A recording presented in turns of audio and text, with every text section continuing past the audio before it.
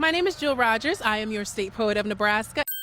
And today I am in York, Nebraska for a rededication ceremony of this sculpture, Crossing the Plains. If you're curious what that performance sounded like, here it is. This poem in particular is to kind of try to touch a little bit on the history of how it all kind of came about and what was going down in the 70s when the project was announced, okay? All right. I imagine in a conference room similar to the ones you know, where the air is quiet and quick-moving, and chairs border a wooden table intimate enough with your palms to hold a pulse, there is a man speaking confidently about bringing business to a city, learning to collect sculptures behind museum walls the way Nebraskans collect star athletes within stadiums. He considers making one of those players as large as the stars we wish on.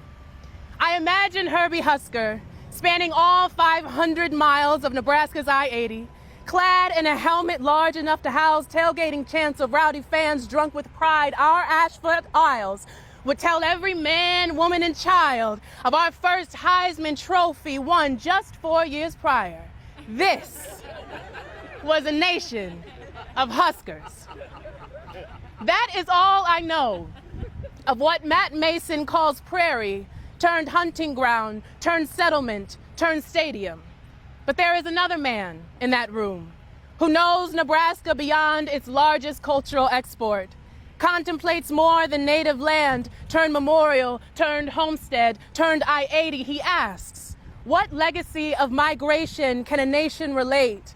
What mastodon could tell all of Nebraska's stories?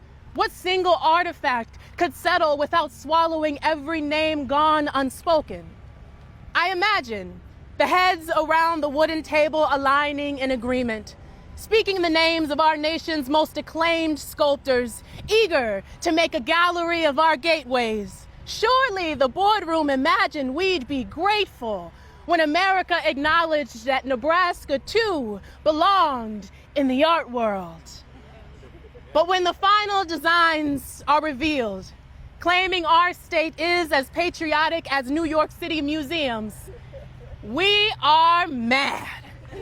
Trash talk in the coffee shop mad. Mic drop at City Hall mad. Nay votes in the legislature mad. We, Nebraskans, in the 1970s are intercepting plays from street corners convinced that somewhere between the sketchbook and the sandhills, these sculptors have fumbled our legacy.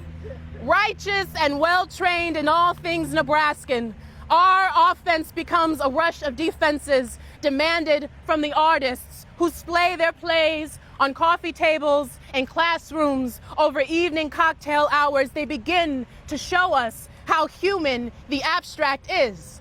A sculpture with neither wagon trails nor sod homes invites us to locate the looking glass.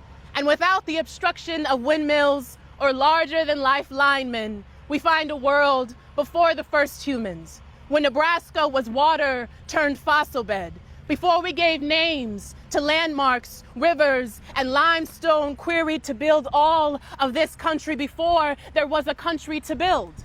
This country asks us to imagine 200 years of America and all that might come after, and the artist asks, what monument could hold every tribe and settlement? Every homesteader and nomad domesticating the wind, every player and fan vying for the next game of the century. Who could put an entire nation in the shoes of one person, of one family, of one town? In the end, there are no giant football players, no mastodons, no sod homes, no wagons. Instead, a compass crossing the plains where anyone might arrive and still find their way home.